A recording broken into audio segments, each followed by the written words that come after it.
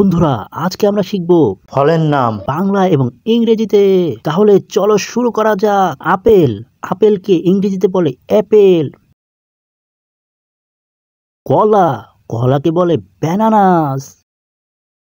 আঙ্গুর, আঙ্গুরকে ইংরেজিতে বলে গ্রাপস। লাল আঙ্গুর, লাল আঙ্গুরকে ইংরেজিতে বলে রেড গ্রাপস। কাঁঠাল, কাঁঠালকে ইংরেজিতে বলে জ্যাকফ্রুট। আম, আমকে ইংরেজিতে বলে ম্যাঙ্গো।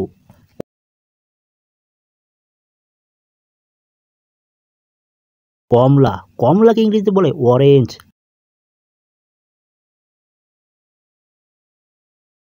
পেয়ারা, পেয়ারাকে ইংরেজিতে বলে গুয়াভা। পেঁপে, পেঁপেকে ইংরেজিতে বলে পাপায়া।